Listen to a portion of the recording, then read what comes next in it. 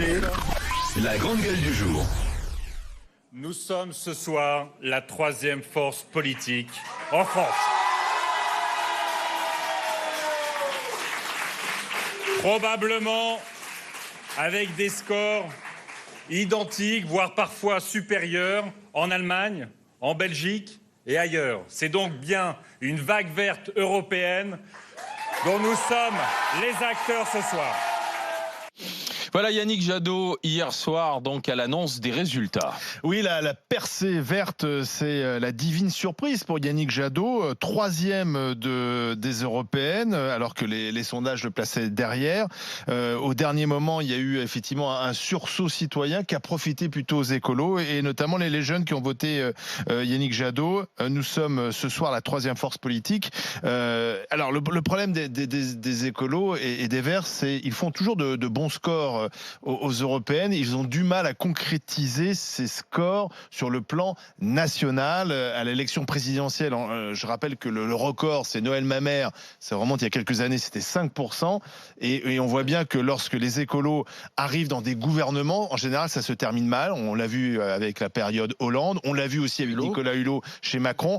Donc, d'ailleurs, c'est ce que disait c'était très intéressant, Jadot. Il disait, voilà, il faut réussir maintenant à créer une alternative crédible en France. Est-ce qu'un jour on peut imaginer un président écolo en France? David, oui, je crois que la différence qu'il faut prendre en compte là, c'est que pour tous les partis jusqu'à présent, l'écologie était une manière de variable d'ajustement, un petit peu un outil électoral qu'on utilisait, que tous les partis utilisaient. Il se trouve que là, on a bien vu dans la campagne, tout le monde est devenu absolument écolo. Ce qui est en train de se passer là, la différence, tu parles de l'échelle nationale, c'est vrai, mais on voit qu'à l'échelle européenne, les Verts ont énormément progressé aussi. Et qu'aujourd'hui, les Verts, ils ont des atouts dans les mains. On va plus les prendre comme le petit parti qui va ajuster un petit peu et essayer de faire une force vive. On les prend plus comme des doux rêveurs aussi. Non, c'est fini ça. Eux vont pouvoir vraiment faire des arbitrages. Ensuite, tout le monde est d'accord pour dire que le travail qu'ils produisent au Parlement européen, c'est un travail sérieux. D'accord. Ce qui n'est pas la question est de savoir que sur le plan national, ça peut marcher. Donc, je réponds à ta question. Le troisième paramètre, c'est que dans les précédents scrutins, les jeunes n'ont pas voté. Et là, les jeunes se sont investis de cette mission de faire de l'Europe le socle vert.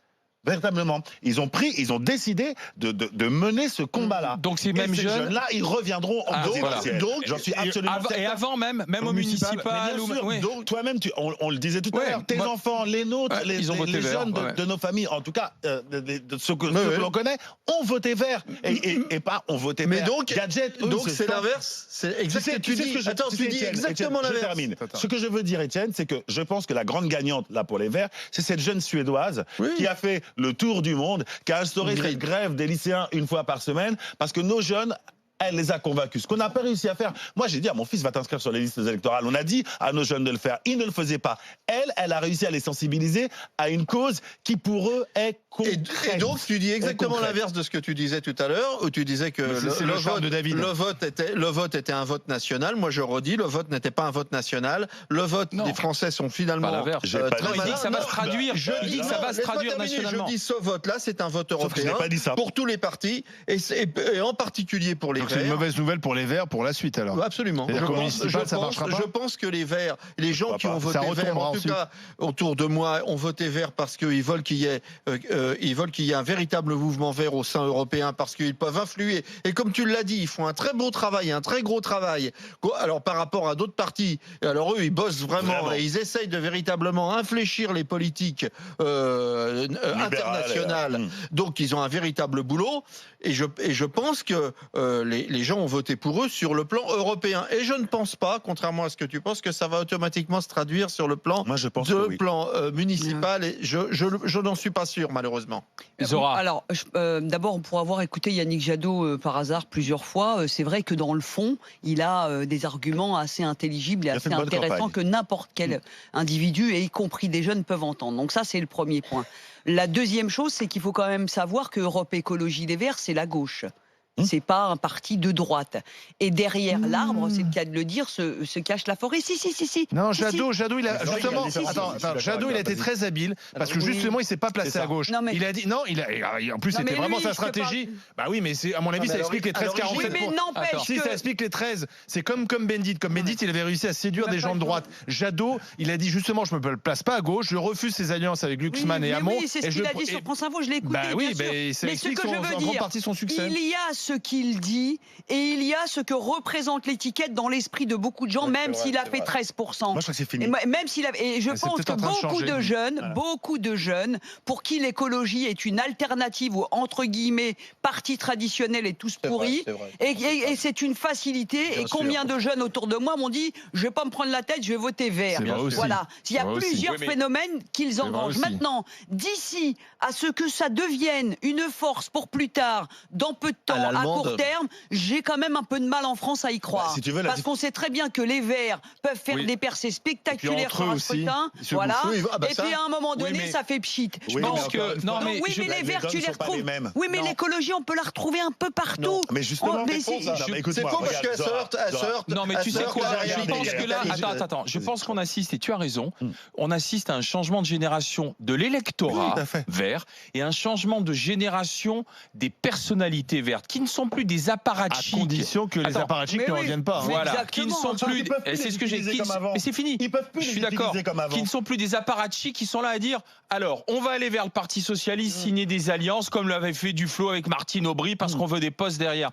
Et donc là, le prochain scrutin, les élections municipales, ce qui va être intéressant, c'est de voir quel type de maire ils vont présenter. Comme par exemple, tu vois, Damien Carême, le maire de Grand-Sainte, qui est un maire ou celui de Grenoble. Un type à part. Mais après, on verra Éric Piolle, si les Grenoblois le sanctionnent ou pas. Justement, tu vas voir. Mais oui, mais il y a un monde. C'est-à-dire que je vous rappelle. Non, mais attends. On a le droit de parler. Attends, Étienne. Moi, je pense au contraire. Effectivement, moi, je pense que l'écologie, elle est de gauche. Et je vais vous dire tout simplement pourquoi elle est. Laisse-moi terminer. Pourquoi elle est de gauche? Parce que l'écologie, elle se heurte à un moment à la logique capitaliste de façon nette et claire. Vous n'avez qu'un vrai mouvement écologiste comme il y a eu à Notre-Dame-des-Landes. C'est un vrai mouvement écologiste. À qui il s'est heurté ici? Reprenons les discussions. C'est un vrai mouvement écologiste. Vous le preniez de cette manière-là. C'est un vrai mouvement écologiste. Et moi, je pense que l'écologie, elle est de gauche, profondément de gauche, et qu'elle ne peut pas s'allier avec la droite d'une manière ou d'une autre. Pour ça, vous n'allez pas vous en remettre ce qui s'est passé. Je suis d'accord avec toi que jusqu'à présent, il y avait cette écologie un peu babacool. Qui se heurte au capitalisme. Ouais. Enfin, c'est marrant parce que les jeunes, ils manifestent contre le climat, ils ont tout un smartphone dans la poche. Ils ont tous des baskets Nike, etc. C'est toute la limite. On est contre le capitalisme. On est contre le capitalisme, mais on a tous les objets du capitalisme. C'est ça, c'est assez. Et on se bat parce qu'on n'a pas le nouveau smartphone. Donc bon, c'est toute la contradiction. Un peu caricatural. C'est un peu ça aussi. Après, sincèrement, le discours de la peur, ça marche. C'est parce que quand même depuis des mois là, on n'arrête pas de nous dire qu'on va tous mourir, que le monde est au bord du chaos, etc. C'est quand même un vote anxiogène aussi, le vote écolo, et on voit quand même que ça porte ses fruits. Il va falloir quand même à un moment donné traduire ça. Il va falloir traduire ça aussi en du concret, et pas seulement de jouer à nous faire peur. Il ne faut pas me dire qu'il y a de l'écologie dans tous les partis. Prenons quelqu'un qui a voté écologie. C'est Fred qui était avec nous, Profession Libérale. Bonjour. Oui, bonjour. Bonjour, monsieur Fred. Prenez bien, si vous avez le kit main libre ou autre, enlevez-le. Le haut-parleur aussi, mettez bien le téléphone à côté de vous, qu'on vous entende fort et clair. Oui, non, mais j'ai rien de tout ça, mais je sais pas. D'accord. Je suis à la campagne, alors c'est pour ça. Alors, allez-y. Est-ce que ce vote écologiste d'hier, ça peut se traduire nationalement de manière plus forte, alors? Alors, je vais vous la faire un peu courte, mais mon Dieu que, juste au résultat, au moment du résultat, mon Dieu que j'ai été déçu par le discours qui a été donné, parce que finalement c'est pas ce que j'avais, enfin moi perso, c'est pas du tout ce que j'avais envie d'entendre. Nous sommes la troisième force politique du pays. Franchement, on s'en fout. Moi j'ai voté, je vote vert parce que j'ai, par conviction des enjeux, des enjeux de demain, mais tout en sachant que, bien entendu, il va falloir qu'on compose avec la manne financière que ça peut représenter, de celle dont on va avoir besoin, etc. C'est une meilleure répartition, mais pour le coup, il faut être assez factuel. Alors, on aura quand même des vraies questions de sécurité. Moi, j'élève seul mon fils depuis 10 ans, et c'est un petit garçon. voilà, je pense à tout ça. Je me dis, on ne peut pas avoir des morceaux de réflexion et se dire oui, l'écologie c'est que ça. Alors c'est pas que je suis pas. On est d'accord. C'est une écologie politique. Voilà, c'est une écologie politique. On est d'accord. Derrière, il y a autre chose que la protection de la planète, l'environnement. Moi, je pense que le multipartisme, c'est quelque chose qui a vécu. Parce que si vous allez trouver, si demain, à gauche ou à droite, ou quoi, vous allez trouver quelqu'un d'extrêmement compétent avec une vraie démarche, je sais pas, moi, par exemple, sur l'écologie ou sur certaines choses pour l'environnement ou des choses comme ça, vous n'allez pas le prendre s'il n'est pas de votre sensibilité politique. Et moi, je trouve que ça, c'est du gaspillage. Parce qu'il y a énormément de... Non, pas du tout. Moi, le jour où je l'ai entendu hurler au micro, je me suis demandé ce qu'il faisait là. Non, pas du, c'est pas la question. C'est juste de se dire, est-ce qu'on va à un moment donné, par rapport aux enjeux de demain, parce que forcément on va y venir sans être catastrophique, on va forcément y venir à un moment ou à un autre. Est-ce que c'est pas de vivre dans la peur, mais personne ne se sent vraiment en danger. Donc 13%, voilà, 13% des électeurs. Mais comme l'a dit Zora, il y en a beaucoup qui ont voté histoire de dire je vais aller voter pour pas voter ça. Donc il y en a marre, quoi. On a voté sanction pour pas faire élire un après l'autre, etc., etc. Et là, à un moment donné, je pense qu'il faudra qu'on soit dans un monde... Alors Fred, vous doutez quand même de la capitalisation du vote vert de manière nationale. Non, mais Fred. le problème, ce qui serait intéressant de mesurer et qu'on n'a pas, c'est quel est le pourcentage de vote d'adhésion dans toute cette élection pour chacun. À un moment, voilà, c'est ça qui est intéressant. Tu sais, tu votes pour plein de raisons. Voilà, voilà. Non, mais d'adhésion, c'est-à-dire à quel moment on y va et on se dit je vote pour ça parce que j'y crois, parce que ce projet de société est le mien et parce que c'est cette Europe-là que je veux dans ce cas-là. Enfin, regarde quand même c'est compliqué quand même. Zora, il y a quand même sur le vote écolo, on voit par exemple que dans les grandes villes, le vote écolo marche très fort, notamment à Paris, etc. Donc il y a quand même une prise de conscience des gens qui habitent dans les villes parce que avec la pollution, etc. On voit aussi que les jeunes ont voté écolo, donc ça c'est quand même un fait intéressant. Après, la grande difficulté encore pour les écologistes, c'est de traduire cela dans les faits sur un plan national. Est-ce que demain, on est prêt à avoir un président écolo?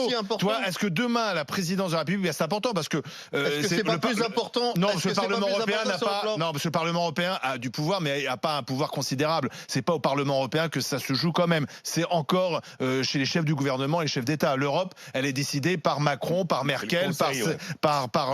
Oui, c'est le Conseil.